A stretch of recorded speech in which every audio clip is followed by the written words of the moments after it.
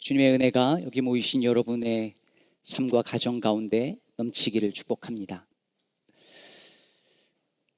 저는 예수 믿는 게 너무 좋았습니다.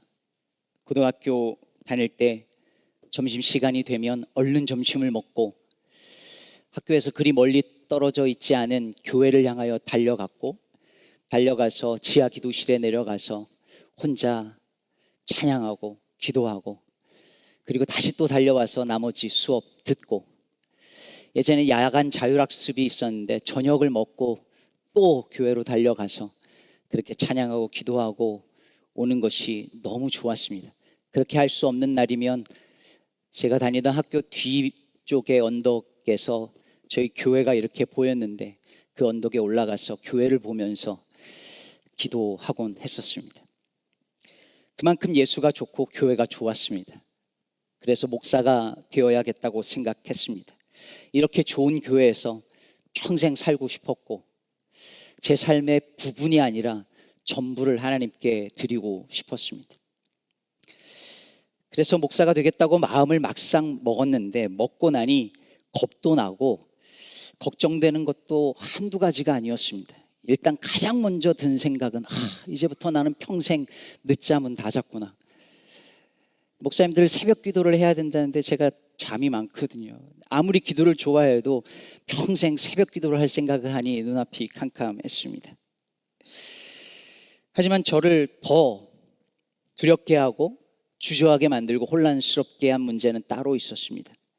제가 신학교를 간다고 하니 주변에서 이런 걸 물어보더라고요. 너 소명 받았니? 너 하나님께서 너를 목회자로 부르신다는 확신이 있어? 라고 물어보는 겁니다. 이런 질문을 듣고 나니 갑자기 주저되기 시작했습니다. 한편으로 생각하면 제가 그동안 어릴 때부터 중학교 시절을 보내면서 그렇게 힘겨웠던, 정말 꿈도 소망도 없었던 그 회색빛 같은 그 시절을 통과해서 예수를 믿게 되고, 그래서 너무 좋았고, 내 안에 있는 이 불과 이 열정을 생각하면 하나님이 나를 부르신다라고 하는 것에 대한 어떤 믿음이 있는 것 같은데, 또 한편으로 생각해 보니 그렇다고 하나님께서 정말 나를 목사로 부르신다는 것에 대한 어떤 분명한 어떤 확신 같은 게 있냐고 물어보면 선뜻 예라고 또 대답하기가 어려웠습니다. 그래서 작정하고 기도를 시작했습니다. 그랬더니 태환아, 내가 너를 목사로 부른다, 내 양을 먹이라 라는 음성은 들려오지 않았습니다. 크게 들려오기를 기대했지만 그런 건 들려오지 않았습니다. 그래도 오랜 기도와 고민 끝에 신학교에 입학했습니다.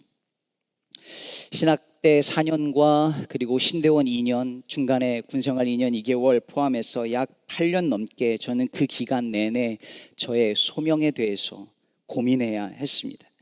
그리고 전도사 생활 20년을 거쳐서 12년 전에 제가 목사로 안수를 받았습니다.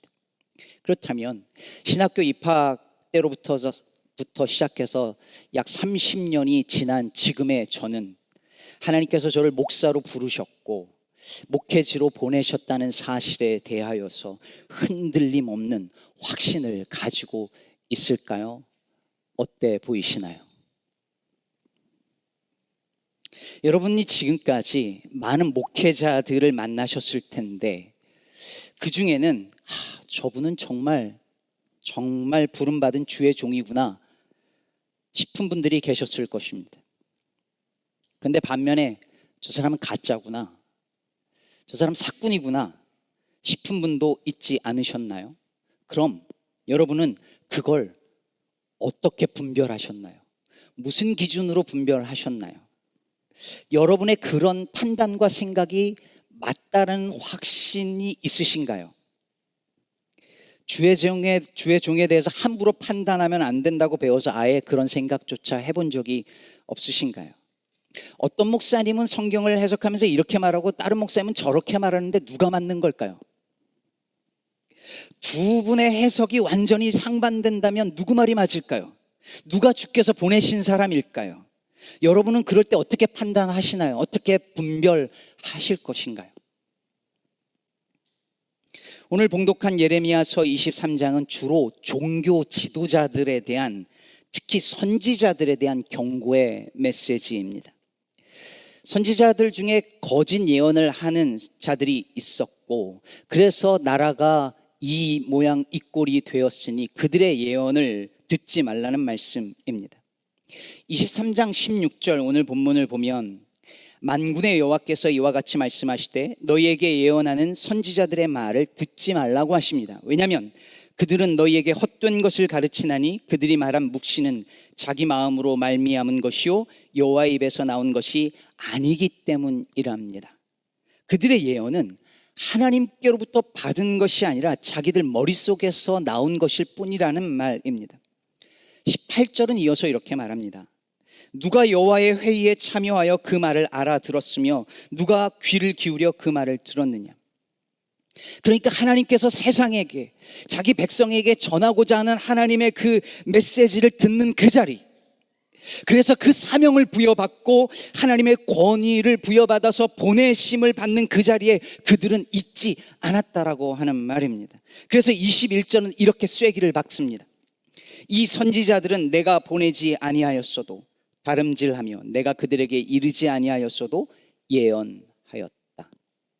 이들은 하나님이 보내시지도 않았는데 가서 하나님이 전해주시지도 않은 말씀을 전한 것입니다.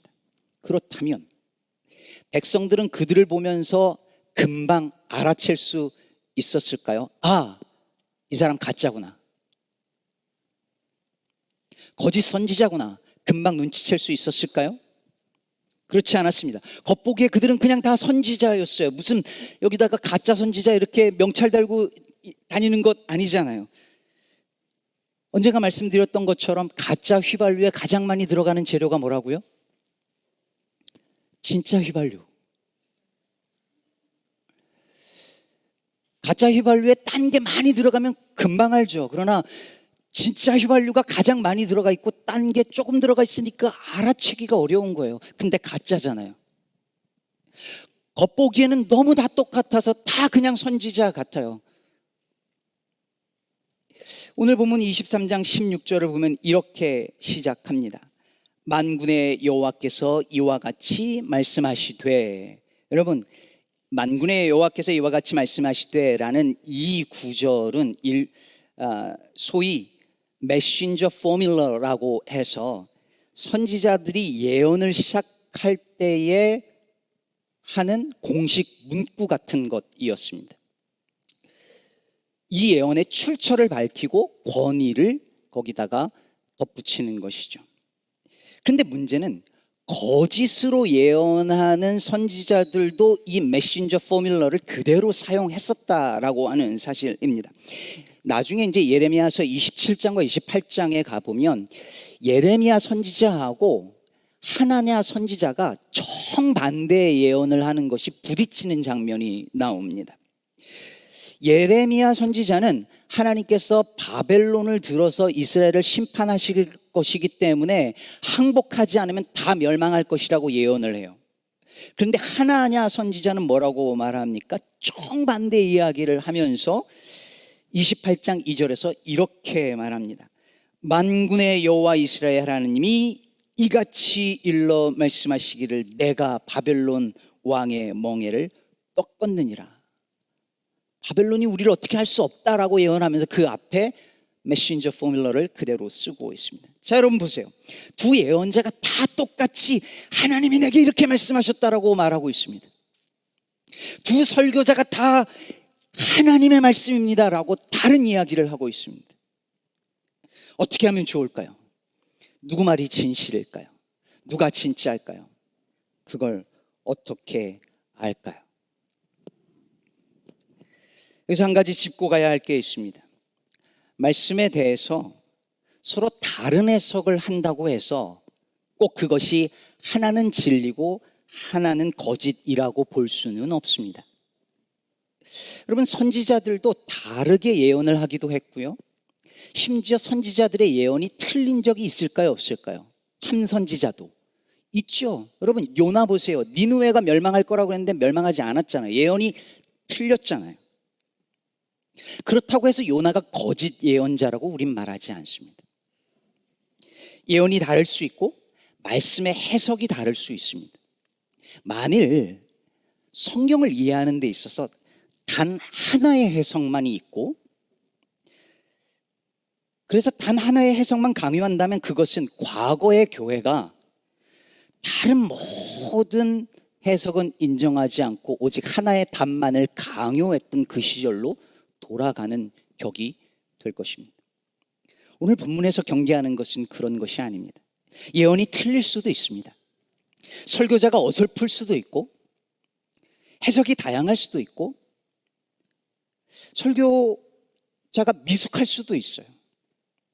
근데 주님은 지금 그런 것에 분노하시는 것이 아니라 하나님의 말씀을 들은 적도 없고 하나님으로부터 보냄받은 적도 없는데도 불구하고 하나님의 이름으로 거짓 예언을 하여서 백성들을 그릇된 길로 인도하는 종교 지도자들을 향해서 하나님이 분노하고 계신 것입니다.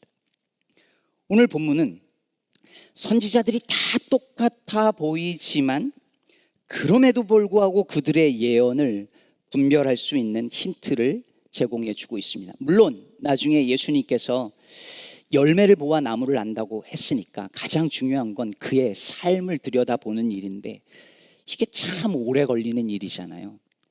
히브리서에 보면 그들의 결말을 보고 본받으라고 했으니까요. 근데 지금 전해지는 이 메시지를 보고 우리는 어떻게 분별을 해야 할까요? 23장 17절을 보면 항상 그들이 나를 멸시하는 자에게 이르기를 너희가 평안하리라 여호와의 말씀이니라 하며 또 자기 마음이 완악한 대로 행하는 모든 사람에게 이르기를 재앙이 너희에게 임하지 아니하리라 하였느니라. 그러니까 주의 백성들이 말씀대로 살지 않고 자기 하고 싶은 대로 그 마음이 끌리는 대로 그 완악한 대로 죄를 지며 살고 있는데도 불구하고 설교자들이 예언자들이 당신들 괜찮습니다, 평안할 것입니다, 샬롬 샬롬 하면서 다 괜찮습니다라고 말하는 그들이 바로 거짓으로 예언하는 자라라고 이야기하고 있습니다.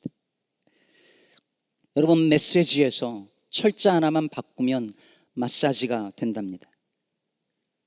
하지만 하나님은 우리에게 말씀대로 살라고 메신저를 보냈지 우리를 릴렉스하라고 마사저를 보낸 적이 없으십니다.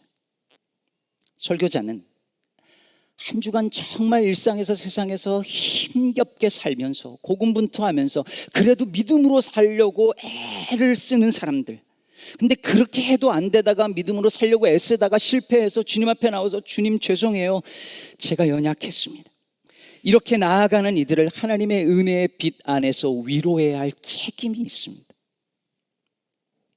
하지만 그와 동시에 설교자는 말씀을 통해서 성도들로 하여금 자신을 돌아보게 만들고 죄의 길로 가던 이들을 책망하여 돌아오게 하고 말씀을 들을 때 나 이렇게 살면 안 되겠구나, 나 이렇게 예수 믿으면 안 되겠구나 라고 깨닫게 하고 돌이키게 할 사명도 있습니다. 이걸 무시하고 늘 괜찮다만 할 경우 거짓 예언하는 사람이 되는 것입니다.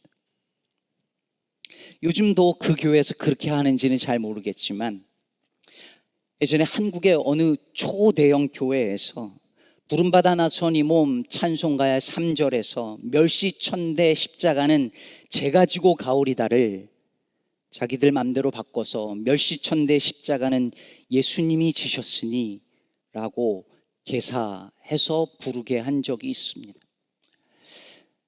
목회자가 그렇게 부르라고 하고 수만 명이 그렇게 불렀습니다. 여러분, 이런 게 바로 가짜입니다. 그 찬송가를 지으신 이호훈 학장님의 신학교를 다닌 사람으로서 매우 모욕적입니다. 이런 게 거짓 복음입니다. 멸시천대 십자가는 예수님이 지셨으니 존귀 영광은 우리가 누려도 된다라고 믿게끔 만드는 사람들이 거짓 예언자들입니다. 그러니 여러분, 진짜와 가짜를 어떻게 분별할 수 있을까요? 우리의 저 깊은 곳에 숨겨진 욕망을 부추기고 정당화시켜주는 설교라면 더 성공하고 싶고 남들보다 위에 있고 싶고 내 자녀도 남들보다 더 위에 있게 만들고 싶고 이 땅에서 잘 먹고 잘 살고 싶은 그런 내 욕심을 알면서도 괜찮다고 남들 다 그렇게 사는 것이라고 말해주는 종교라면 그것이 가짜입니다. 그렇게 말하는 이들을 하나님은 우리에게 보내신 적이 없다 하십니다. 그런데 문제는 언제나 그들이 더 많은 인기와 박수를 받는다는 사실입니다. 예수님을 따라 좁은 길을 가는 것이 아니라 그들을 따라 넓은 길을 가는 사람들이 언제나 더 많고 그런 이들에게 언제나 사람들이 더 몰려듭니다. 여러분, 혹시 우리가 그런 사람들 중에 하나가 아닐까요? 여기서 우리는 한 가지 질문을 던지게 됩니다. 거짓 예언을 하던 그 사람들은 왜 그랬을까요? 그들은 왜 그랬던 걸까요? 어쩌다가 그들은 그렇게 타락한 종교 지도자들이 되었을까요? 어떻게 하다가? 23장 9절에 보면 23장 9절부터 시작해서 선지자들, 즉 거짓으로 예언하는 선지자들에 대한 경고가 쭉 이어지는데 그 구절들의 시작이 9절인데 9절은 이렇게 말합니다. 선지자들에 대한 말씀이라. 근데 여러분, 밑에 내용은 다 거짓 예언을 하는 선지자들에 대한 내용이거든요. 그러면 시작을 거짓 선지자들에 대한 말씀이라 이렇게 분명하게 표시하면 좋았을 텐데 왜 그러지 않고 그냥 선지자들에 대한 말씀이라 이렇게 했을까요? 그리고 오늘 읽었던 16절에도 너희에게 예언하는 거짓 선지자들의 말을 듣지 말라 하지 않고 그냥 너희에게 예언하는 선지자들의 말을 듣지 말라고 왜 그냥 이렇게 표현했을까요? 실제로 거짓 선지자라는 이런 명칭은 나중에 신약엔 나오지만 구약에는 한 번도 등장하지 않습니다. 선지자 얘기는 대부분 구약에 있음에도 불구하고 아예 명칭으로 거짓 선지자는 구약에 나오지 않아요. 여러분, 이게 무엇을 의미할까요? 참 선지자와 거짓 선지자가 애초에 처음부터 따로 있어서 참 예언자는 언제나 참 예언을 하고 거짓 예언자는 언제나 거짓 예언을 하는 게 아니란 말입니다. 어떤 선지자도 까딱 잘못하면 거짓 예언할 수 있다는 말입니다. 그들이 처음부터 그랬던 건 아니었습니다. 처음 신학교 입학할 때 저 지금도 생각이 납니다. 예전에는 신학교를 선지동산이라고 많이 불렀습니다. 그 신학교 정문으로 딱 처음 들어갈 때에 그 두근두근거리고 두렵고 떨렸던 그 마음을 지금도 너무 잘 기억합니다. 다들 그렇게 그 문을 열고 들어갑니다. 정말 충성된 주의 종이 되고 싶은 순수한 열정이 있습니다. 첫 설교단에 설 때요, 다리가 후들거리고 그리고 얼마나 막 기도하고 준비하고 읽고 또 읽고 그러면서 덜덜 떨면서 서는지 모릅니다. 그날도 기억이 납니다. 다 그렇습니다. 그런데 시간이 흐르면서 점점 교회의 일에 익숙해집니다. 진지하게 말씀 안에서 진리를 찾아가는 구도자가 아니라 교회가 요구하는 일을 잘 해는 기능인으로 변해갑니다.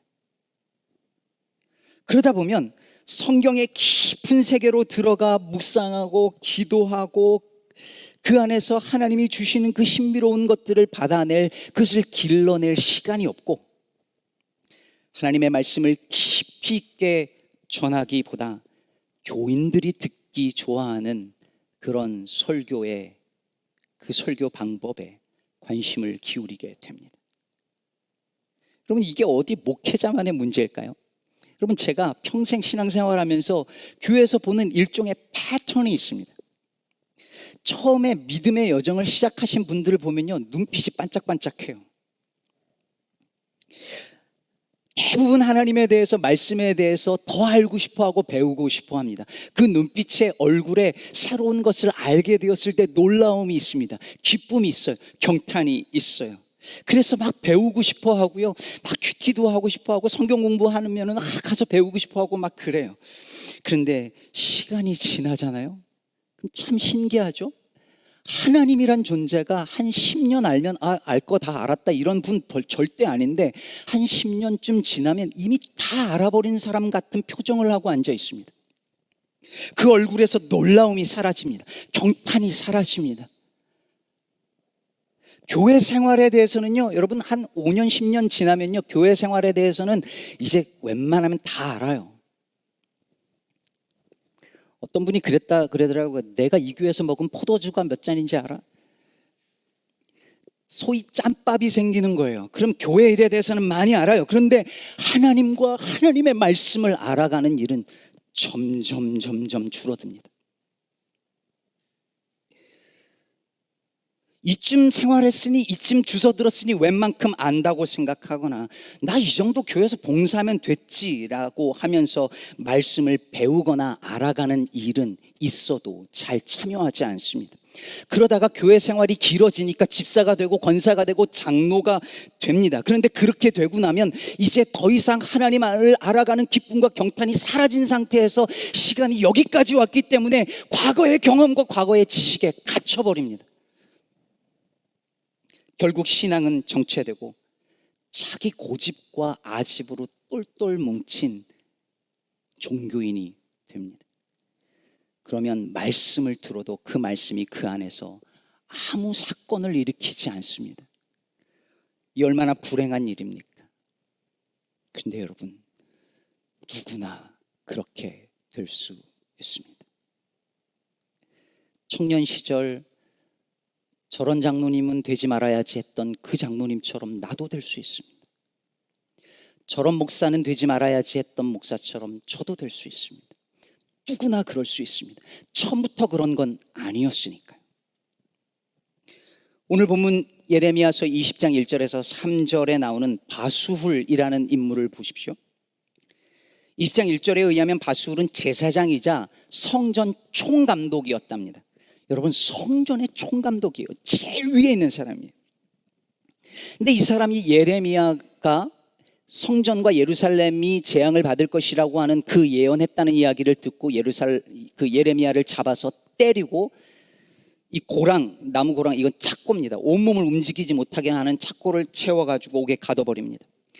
성전의 총감독의 자리에 있으면서 그는 자신이 틀릴 수도 있다라고 하는 가능성은 요만큼도 의심하지 않은 채 하나님의 참된 말씀을 전하는 자를 가둬버림으로 말미암아 결국 하나님의 말씀을 가둬버렸습니다.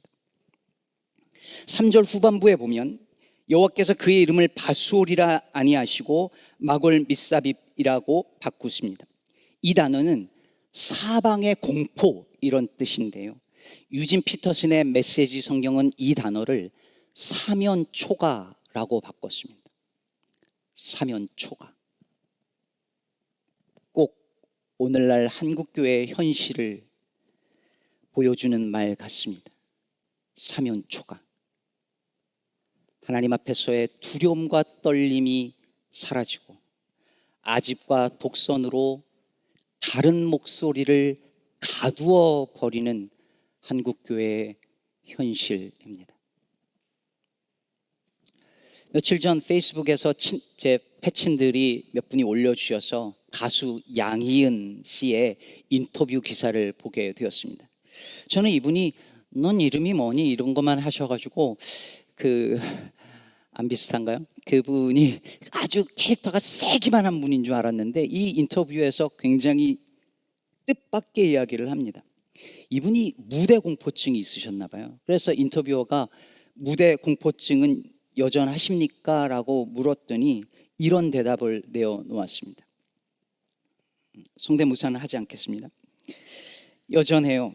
그런데 달리 생각해보면 익숙한 게 좋은 건 아니에요. 남편은 옆에서 보고 40년, 50년이 지나도 처음인 것처럼 그렇게 긴장되고 떨리면 때려치워라 그래요. 때려치워야 하나 고민했는데 두려움이 있다는 건 좋은 거예요. 저는 감기 기운이 있을 때 더 노래를 잘해요. 목소리가 아주 맑을 때보다 컨디션이 좀 으슬으슬할 때 더 잘 나와요. 다른 사람은 모르지만 난 놀듯이 하는 것보다 떨리는 게 더 나은 것 같아요. 사랑하는 여러분, 그렇습니다. 떨리는 게 더 낫습니다. 아니, 나은 정도가 아닙니다. 신앙에서 떨림과 두려움이 사라질 때, 그걸 잃어버릴 때 타락은 시작됩니다. 세례받던 순간에 그 두근거림을 잃어버릴 때, 재직으로 안수받던 그날에 그 떨림을 잃어버릴 때, 봉사자로 세워진 것에 대하여 감사하며 하나님께 두렵고 떨림으로 나아가던 그날의 그 느낌을 잃어버릴 때, 그보다 더 위험한 영적인 신호는 없습니다. 예배 드리러 주일날 교회로 올 때에, 예배당 문을 열고 이 자리로 여기 걸어서 자리에 앉을 때에, 앉아 있을 때에, 예배를 시작하기 전에 몇 주가 지나도 우리 안에 아무런 두근거림이 없다면, 아무런 떨림도 없다면 우리의 영혼의 상태를 점검해야 합니다. 설교자가 설교단에서 두려움을 모르고 거들먹거리거나 지나친 확신에 차서 자신만만한 자신의 모습을 어느 날 발견한다면 그는 자신도 모르는 사이에 거짓 선지자 혹은 사꾼이 되었을 수도 있다고 자신을 두려운 마음으로 점검해야 합니다. 하나님은 그런 이들을 우리에게 보내지 않으시기 때문입니다. 뉴저지 있을 때 노회에서 목사 후보생위원회 위원장을 한 적이 있었습니다. 후보생들이 이제 모든 과정을 마치고 목사로 ready to be called 되기 마지막 단계 인터뷰를 하는데 제가 인터뷰를 합니다. 그러면 어느 교단을 불문하고 거의 다 이 질문을 던집니다. 소명에 관한 질문입니다. 콜링에 대해서 묻게 되어 있습니다. 소명의식이 없으면 목사가 될 수 없고 되어서도 안 됩니다. 그래서 반드시 묻습니다. 소명의식 없는 사람을 통과시킬 수는 없었습니다. 하지만 저는 자신의 소명에 대해서 지나치게 확신하면서 자신만만해하는 후보생 역시 쉽게 통과시키기 어려웠습니다. 하나님은 자신의 콜링을 조금도 의심하지 않고 하나님이 나를 보내셨다는 그 확신에 완전히 사로잡힌 사람을 보내는 것이 아니라 자신을 향한 소명을 오늘도 부여잡고 하나님 앞에 나아가서 하나님 맞습니까? 묻고 또 묻고 하나님 과연 나는 내 생각이 아니라 하나님의 말씀을 전하는 사람입니까? 그 성경의 깊은 세계로 들어가서 여호와의 회의에 들어가서 그것을 또 묻고 또 묻고 점검하면서 하나님 맞습니까? 라고 겸손하게 매일매일 나가는 그런 사람을 하나님은 쓰시고 보내신다고 저는 믿습니다.